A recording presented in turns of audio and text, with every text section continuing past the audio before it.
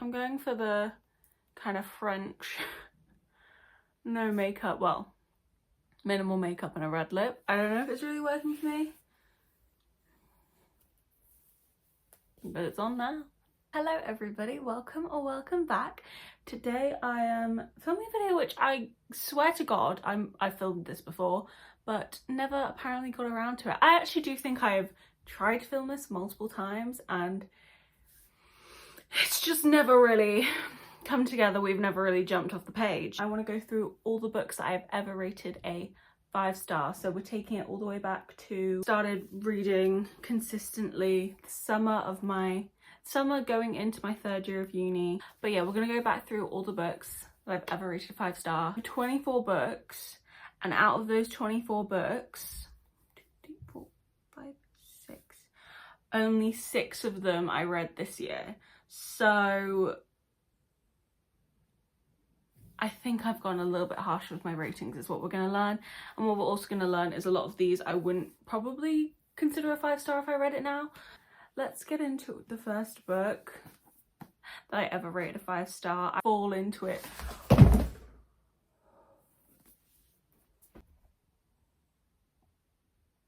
Do you see that? Okay, so we're gonna struggle to find the books in the correct order now. That's gonna be hard, whatever. So yeah, I remember when I picked up this book, it like hit so different to any book I'd read before. I feel like when I first started reading, I couldn't tell if I was reading properly or not, which I feel like is maybe a common thing that people feel, which is such a silly thing to think about now. Is like, of course you're reading properly, there's no way to like read incorrectly, but I just felt like I wasn't like falling into it the way that people like talked about reading until I read this book, which obviously my first 5-star. This is Consider Me by Becca Mack. This is a hockey romance series. I'm not gonna lie, my favorite hockey romance series of all time. This is maybe my #1 comfort read, which is so kind of random if you actually read it, if that sounds very odd. But this is just such a book that I will like, when I don't know what I want to read, I will go back to this and I'll just like go to a random chapter and read that, because it's very like, I always say episodic, but it's like it doesn't follow like one plot, it's more of a character based story. So it follows Olivia Parker, who is I think school teacher, and she goes to, I think it's her friend's engagement party or her friend's birthday party, something along those lines, and she meets Carter Beckett. Carter Beckett is my toxic trait. He is a problem in so many ways, but I just absolutely love him. NHL's best player. We meet him like at the start of the book and he's clearly like a bit of a man whore. He's captain of the team. His energy is very much like big dog that thinks it's a lap dog. That's his energy. It's very like chaotic and big and just too much for the room, but in like the best way. So Olivia meets Carter and Carter immediately is like, hey girl, and she's like, no, and then he's like, oh my god, suddenly I'm in love with you. It's like so good. Like I can't even pretend to like not think it's the best fucking book I've ever read. I stand by this. I will reread this all the time. I love it. So comforting. It's just really, really cute and sweet and lovely, and like I just love it. So yeah, so the second book that I ever rated a 5-star was Things We Never Got Over by Lucy Score. This is one that if I read now, I don't know if I would rate it a 5-star, but say less. That doesn't matter. We rated it a 5-star at the time. Okay, so this book is about, what's her face? Naomi. Naomi shows up in this little town called Knockemout because her twin sister, who's like very estranged from her, they're polar opposites. Her twin sister's a bit of a wrong un. Whatever, Naomi's very nice and sweet. She gets a call from her twin sister like, you need to come meet me here. She goes to the small town, ends up finding her sister's daughter that she's just left for Naomi to have, basically. I don't know how old she is. Like, she's like a fully sentient human being, but she's a child. She's in this new town and everyone in town, upon meeting her, immediately hates her because she obviously looks like her twin sister, who everybody dislikes, and she has this very uncomfortable run-in with Knox, who is kind of like the town grump, I guess you could say. He thinks she's her twin, and so yeah, their relationship starts out kind of like tense, bickering, all that stuff, but it obviously develops into love, and it is very cute. I haven't read this in so long. I feel like this is one that I could potentially need to reread to like remember how I kind of felt about it when I was reading it. I have an idea. Okay, something that I used to do when I first was reading was write about all the books I was reading in this little reading journal. I don't do it anymore because it's too time consuming, but let me see if I can find things we never got over, and I can tell you what she originally thought about it, because I do not really remember. This is what Holly Ann had to say in, okay, it was 2022, in 2022 about things we never got over. Oh my god. Okay. New 5-star read, Naomi plus Knox. This book was so well paced and had the perfect amount of plot and cute relationship moments. I loved the romance and thought Knox was so hot and secretly nice. Ew! Get a grip. Which for some reason is so much better than upfront nice. True. I love the storyline with her twin Tina and the relationship between Knox and Naomi's niece. The grumpiest ex-sunshine. I cannot wait for Nash and Lucian. Nash and Lucian's book where they fall in love. I think that point about the perfect balance of fluffy, cute moments and plot is very valid. I feel like some books get it really fucked with too much fluffy, cute moments, because the fluffy cuteness does not hit if you don't have a good baseline plot. And also something that I remember about this book now is that it had a good amount of like drama. There was drama with this sister going on, which me personally, I love a little bit of drama in my books. Next, we have Curse of the Wolf King by Cassandra Odette. This is the first book in the Entangled with Fae series, and I obviously really loved this when I first read it. This is another one which like I question, because I have not loved the rest of this series. Let's see what she had to say about it. I remember reading this around Christmas time, which I think also kind of helps because Beauty and the Beast just kind of gives me Christmassy vibes. I don't know why. Curse of the Wolf King. So fucking good. Instantly got 5-star feeling. Absolutely immaculate vibes. Very fantastical with the perfect mix of angsty romance. I love. Elliot is a literal wolf, so obviously giving big beefy scruffy man vibes. Ew, she needs to get a grip. I thought about this book often since reading it.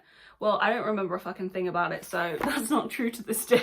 If you are in the market for a good fantasy retelling, I would recommend this. I don't know if I can recommend the entire series, but I'd at least recommend this one. Okay, the next book that I rated a 5-star was called...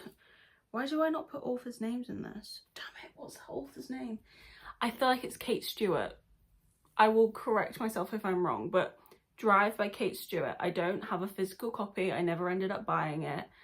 So I don't know. Maybe that says something. I don't really remember much about actually reading it. I remember the day that I read it though. Like I can picture myself sitting at my desk in my uni third year room reading it.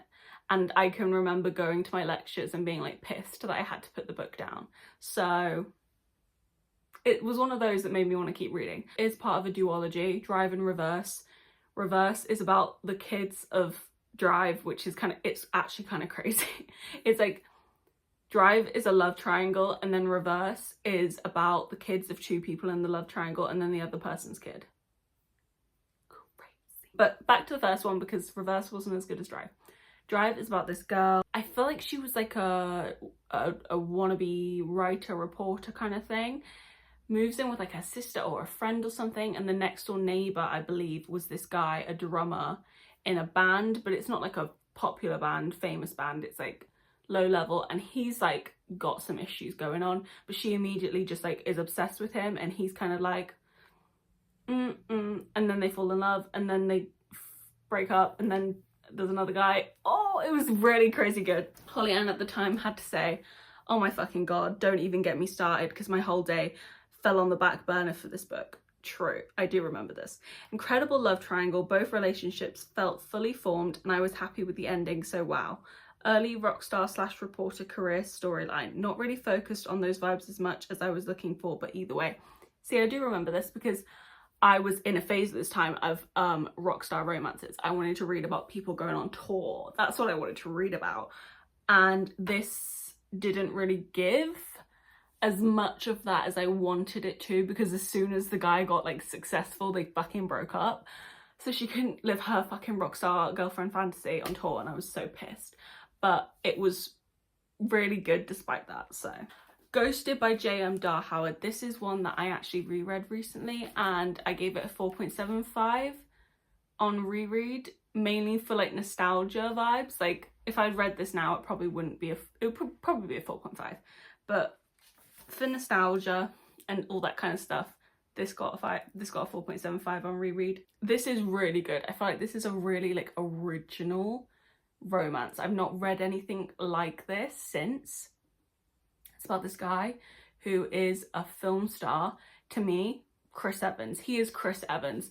He plays the Captain America of this world, whatever his name was. Like, that is what it is. Thing that the public does not know about this big famous celebrity is that he has a child with his childhood sweetheart, who he has not really ever met, I don't believe. Very much estranged vibes. And he's wanting to come back into their lives and have a relationship with his kid and get back with this girl.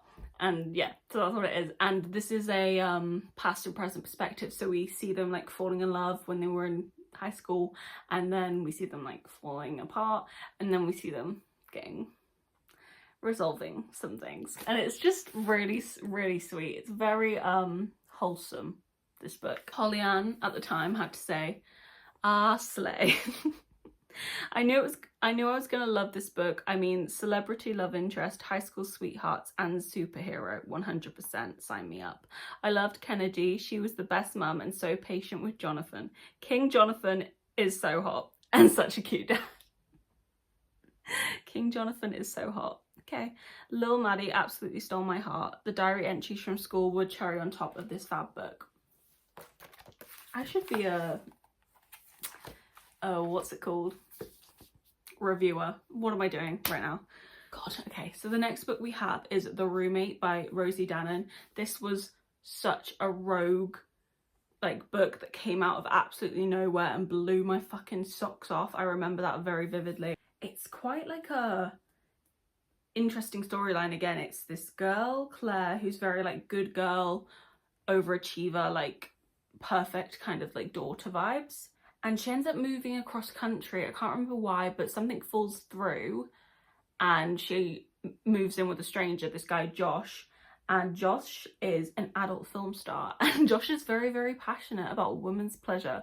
Good for Josh. So let's just let's not get into it too much, but we can just imagine what happens. Claire, good girl, inexperienced, poor little lass. Josh, very, very passionate about pleasure. So match made in book heaven. I again don't really remember anything about this book, but I remember waking up and starting it. Like I will always like read a book when I first wake up, and I finished one that night. So I woke up, picked up a new book, did not get out of my bed that day, just sat there and read this book. I am so funny, babe. It's a 5-star. Round of applause. Let me keep this short and sweet. Josh is so funny and sweet. The way he dotes and pines for Clara is absolutely chef's kiss. I loved the inclusion of sex work industry in a positive light and loved watching Clara come to terms with her womanhood, sexual pleasure and self-worth. Hilarious! Exclamation mark. Okay, we've come to the point where I stopped writing, so we don't have any more of these book entries. Damn it. But the next book is called Baby Doll. I don't own a copy of this book. It's by Thea Lawrence, who is an indie author. I don't know why that was hard for me to say. And this book, again, like I was saying, very was into my rockstar romances. This book was giving that. It was giving girl, reporter, sent on tour with a band to write like about the band. Oh, That is exactly what I want. This book was a 5-star because it gave me every single thing that I wanted out of a rockstar romance. It gave me the tour, it gave me the looking at you from stage, it gave, oh my god, it gave everything. Yeah, I don't really remember all that much about it, but I remember devouring it. So if that's like something that you're interested in, I would give that book a go, because I've already struggled to find like good books about like musician romances with people on tour, because I want to see that like girlfriend on tour life. Like, I know real life it's probably not that glamorous and not that fun, but like something about it just seems so like young, wild and free, and like we're not even living in the real world, we're like in like a simulation and nothing really matters. Like, let's just be so crazy. And I don't know, that kind of eats to me. This is so funny. I read this like maybe not right after the last book, Baby Doll, but like within the same week. So different. This is Beach Read by Emily Henry.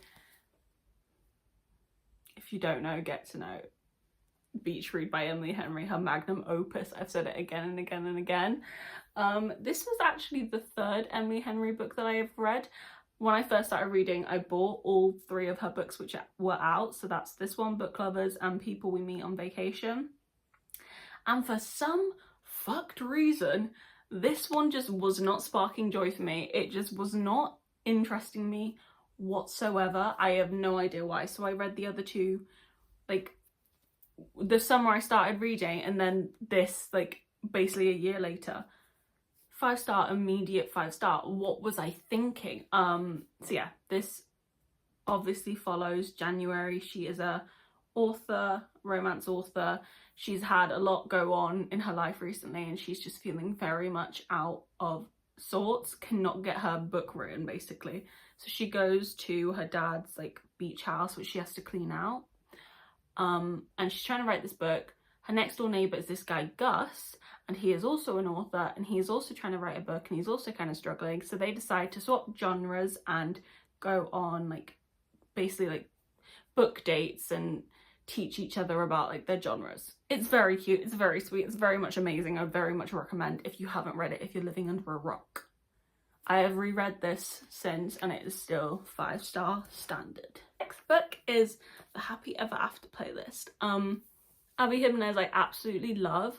I need to be really honest and say I don't know if this was a 5-star when I read it, because I remember rating it 5-star and just kind of like not feeling that confident in that rating. But it was a book that I expected to be really, really good, and it was really good, so I just assumed it was a 5-star. I don't really do that anymore. I'm very like specific. Like, if there's any hesitation, it's not a 5-star, to the point when like some books which honestly should be a 5-star in my brain, because I'm just so specific. This is about Sloane, who her fiance passed away tragically in like a tragic accident, and he was like obviously her fiance, love of her life. Like, this is not chill. He ends up meeting this guy Jason, I think his name is, and he's like a famous indie music artist. Like, he's very well known. And she's looking after his dog for some silly meet cute reason, and they like have like texts back and forth, which is a really cute part of the book. And then they meet, and he's pretty much immediately very, very interested in her, but she's obviously kind of hesitant. But this is really beautiful. Like, this is a story about someone who's like lost the love of their life, learning to love again. It's really, really beautiful. One thing about Abby Jimenez is like, she's not just going to give you a standard romance. There's going to be something deeper in there that's really going to hook you to the book and like make it so distinguishable from all of her other books. Like, every book has like this major like theme of something kind of like difficult. So like, we have grief. Yours truly is like, I'd say anxiety. Just for the Summer is like toxic family dynamics. Like, every book has like this big thing that you can like keep them apart from each other so they don't all blend in. They're all very like singular. This one, I don't even know if I'd say this is my favorite one of hers, but this is the only one that I've ever rated 5 stars. So I don't know how my fucking brain works. Gold standard. Magnolia Parks. I am a Magnolia Parks adult. That is who I am. Jessa Hastings can do really truly no wrong in my eyes. I am obsessed. If you don't know, living under a rock, this is a book about two people, Magnolia and BJ, who are soulmates. Very much true love, very much in love with each other, but they are also and do really foolish things to each other. Specifically BJ Ballantyne. If I see BJ Ballantyne is on sight, but then I will also just give him a little kiss on the top of his head. Magnolia is my girl. I have a set of girls. Magnolia is one of my girls. It's just like so good. It's the perfect mixture of drama and then like beautiful writing. The quotes, this entire book is just full of like highlights, underlines, writing and stuff, because it just brings that out of me. This is one of those books that makes me want to sit down with my pen and like just get all my feelings out. It's amazing. If you haven't read it, you need to try it. You'll either love or hate it. You wouldn't be wrong either way, to be honest. Next we have A Court of Mist and Fury. This is the only ACOTAR book that got rated a 5-star by me. To be honest, they all kind of blend into one because I read them all pretty much back to back to back in like a very short span of time. But this was definitely my favourite. What is all this about? I have actually no clue. I don't tab my books or like annotate my books anymore, so I don't really know what she was doing. Unless it's like a book that I really know that I want to annotate. Like I'll still annotate my Magnolia Parks ones, but irrelevant. So if you're living under a rock, this is ACOTAR. Is there even any point explaining the premise of ACOTAR when this is nothing to do with how it starts? Not really, but we need to know. I love this series.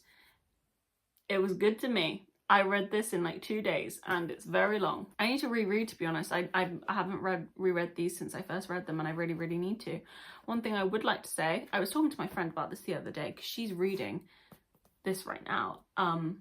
Why is it like, why do people talk about this book like it's the spiciest thing you've ever seen in your life? Like ACOTAR is regarded as like just smut. When you actually read it though, correct me if I'm wrong, because I could be remembering this incorrectly. I swear there's like one scene and it's not even that like spicy. Like it's pretty tame.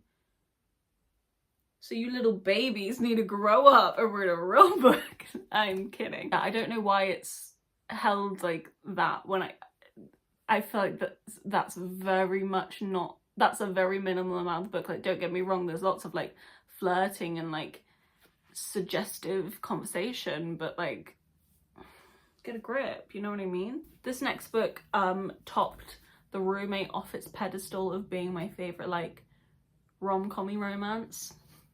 Love theoretically, this is one of my top 3 books of last year, I think. I love Ali Hazelwood. I go on and on about how much I love Ali Hazelwood because I really do. She can do no wrong in my eyes. Like out of all of her books, the only one that hasn't like hit for me was Bride, and that was still pretty good. I'm just obsessed with it. I always say this, it's the perfect level of millennial cringe that it feels like comforting and like a warm hug and just like safe and sweet. Like it's everything. This is my favorite. This is about Elsie, who is a theoretical physicist, and she's looking for a new fucking job because her job's shit, because all of these jobs are shit. She's basically up against, I think, like one other candidate. Like she's made it to like the final rounds, and she gets to like meeting all the people that she'd be working with, and there's a guy there. Turns out he is the brother of the guy that she has been fake dating. Because as like a little side hustle, she needs to make some more monies, she has been being fake girlfriend. That is what she's been being. So yeah, so she sees this guy and this guy sees her and he's like, you are my brother's girlfriend, but my brother's girlfriend is not a physicist, so why are you lying? Crazy. It goes crazy. It goes so crazy, it goes so stupid. I am obsessed with this book. I'm obsessed with Jack. He is the ideal book boyfriend. Read it if you haven't. Fourth Wing. Okay, yeah. You already knew Fourth Wing was a 5-star, right? You did, right? This was my top book of last year. Before we even start, I like Fourth Wing. I like it. I actually love it. If you don't, that's fine. but leave me alone. Let me like things. I want to like things. I like it. Let me like it. This, everything that I want from a romantasy. Everything that I want from a romantasy. Dragons, number one. I don't want a fantasy book without dragons anymore. I want my fucking dragons. I love dragons. I want to read about dragons. Enemies to lovers vibes, very, very much. The romance in this is so good, but equally just like the background storyline, like the academy school, like almost like, you know, Divergent, like that vibe of like learning, having to like pass trials to like stay in the unit, whatever it's fucking called. This just has everything that I want. Okay, this book was probably written for me. That's how I see it. These two can go together because they are a couple and they are in love. They are basically just one book continued. Binding and Keeping 13 by Chloe Walsh. I read Binding 13 on a flight back from somewhere in Florida. Yeah, I read it in basically one sitting.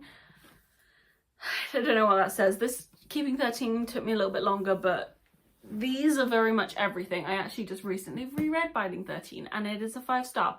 The interesting thing about these books though is that when I first read them, I rated them a 4.75 because I'm crazy. Like I said, sometimes if I have any doubt in my mind that it's a 5-star, I just don't give it a 5-star. I was incorrect. These are a 5-star. Johnny and Shannon. Going back to the start of Binding 13, we meet this girl, Shannon. She's just been transferred to I don't know if it's a private school or what it is, but it's like the fancy school in her area. She's been going to like the not fancy school in her area, but she was getting horrendously bullied, so her mum switched her.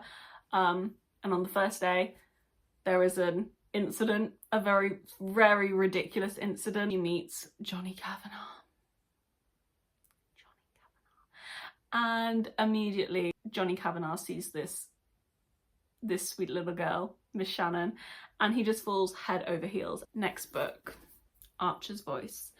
This is another one which I reread recently, but we did not have as much success. Rereading this kind of solidified in my head this was not a 5-star, never really a 5-star. I gave it a 5-star because I thought it was going to be a 5-star and it was good. That is also something that I apparently used to do. Yeah, so, but it's still very good. It's like a 4.5. Still a very good book. We meet Brie and she is just moved to, or she's just staying in. I don't think she's moved like full time. She'll be there for a couple months, whatever. To this little, is it like a dock or a seaside town? I'm not sure. But it's like a water place. There's like water there. A water place. Okay, God. She kind of meets this guy, like bumps into him. And he's very strange immediately. Like she tries to speak to him and he doesn't really reply. He just kind of runs off and she's like immediately kind of intrigued. Like, that was weird. What was that? So she asks around about him and everyone's like, oh no, you don't want to get involved with Archer Hale. Don't. He's just odd. Just leave him alone. Leave him alone. But Brie's like, can't do that. Unfortunately, can't do that. So she kind of keeps following Archer around. Turns out something and something happens. Something. It's very cute. This is a very cute, sweet, heartfelt romance.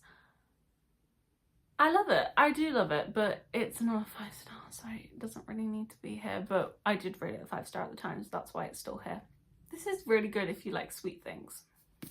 This might be even more shocking unless you've watched my videos before, then you'd know, but Iron Flame.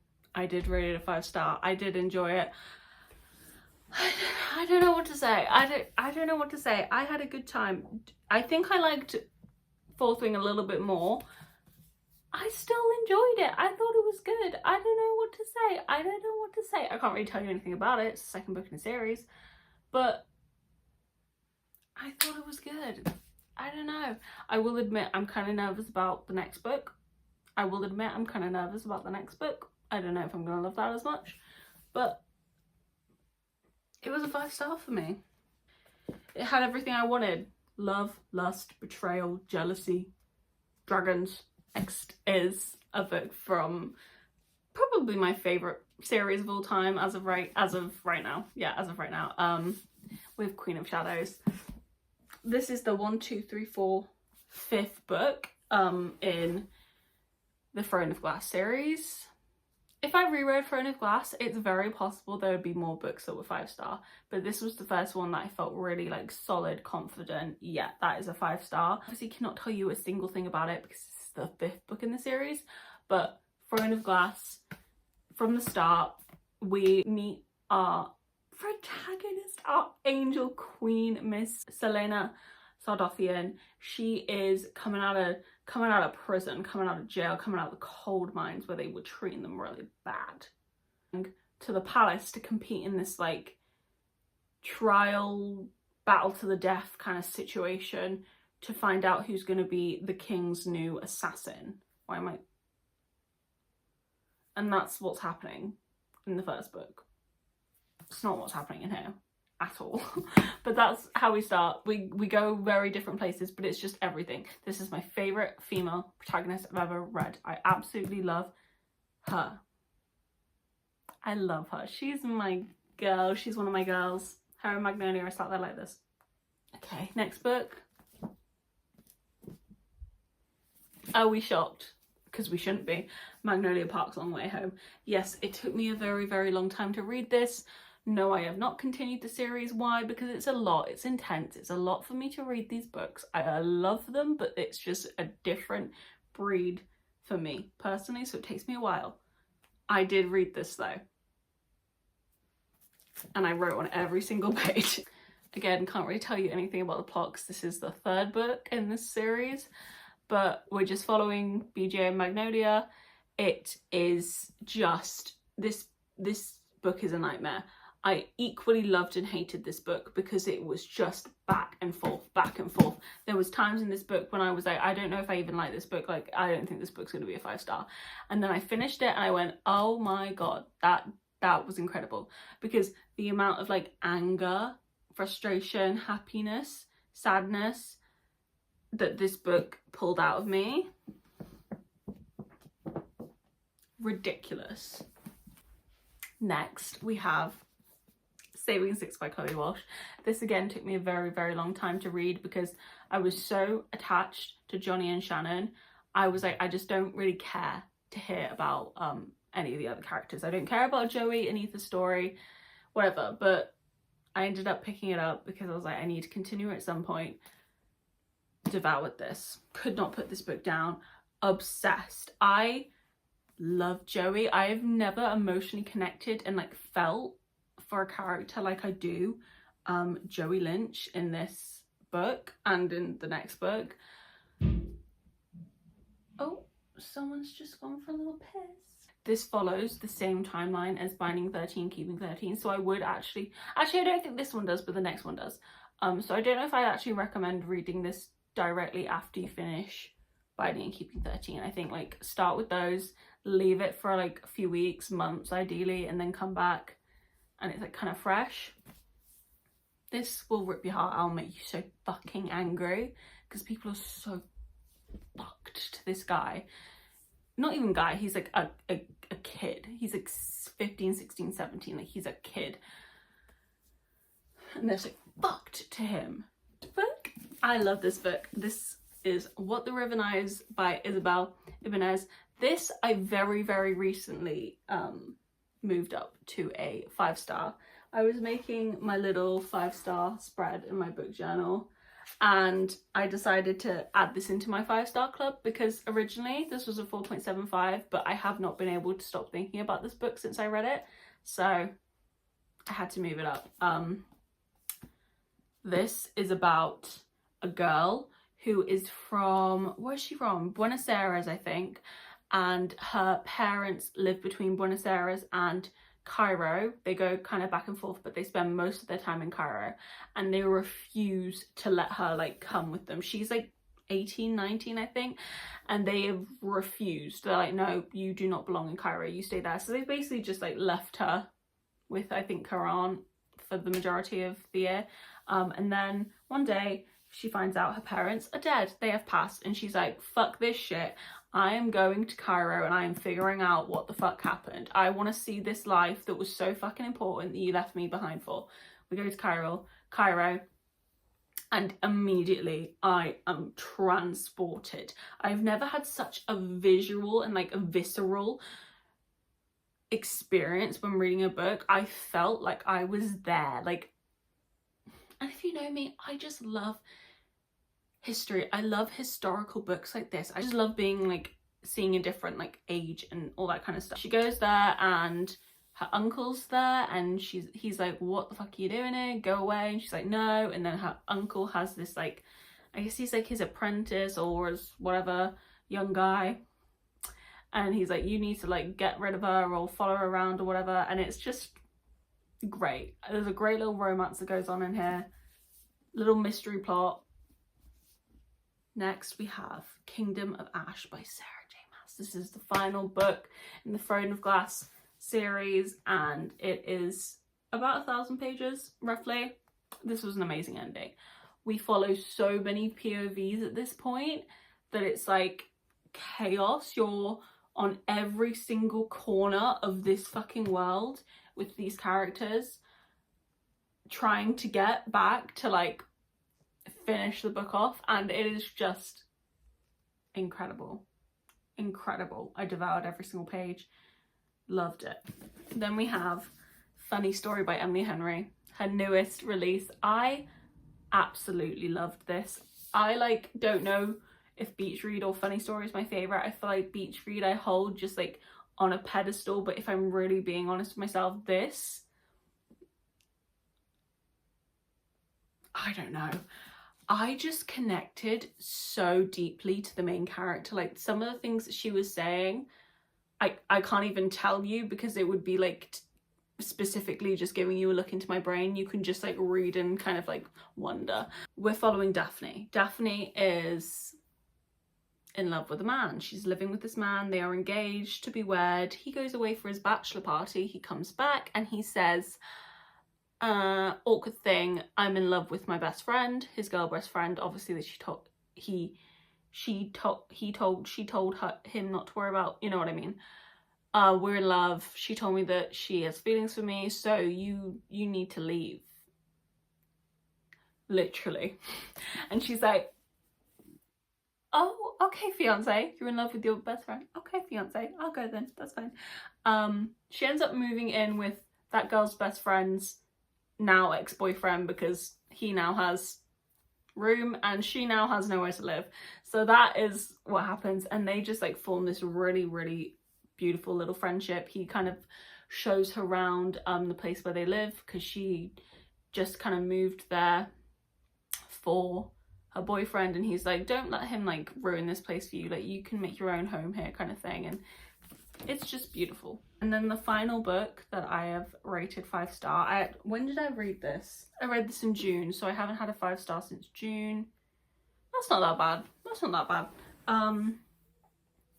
Not in Love by Ali Hazelwood. Who is surprised? It's another Ali Hazelwood. I was surprised actually because this was a little bit of a different direction for Ali to take from her usual book. She actually has like a little section in the start of the book where she basically says like, hey guys, like just to let you know, this is going to be a little bit different from my usual books. Like I know that that's what you love me for, but like, you know, just letting you know this is a bit different. She describes it as, the result is, I think, less of a rom-com and more of an erotic romance. It wasn't that crazy, to be honest. I feel like that's a little bit of like an exaggeration of like what it was. It didn't feel that different to our usual situation for me personally, but I loved it obviously. This follows Rue, who is a biotech engineer at like a startup company place. I don't really know how that works, but that is what she is.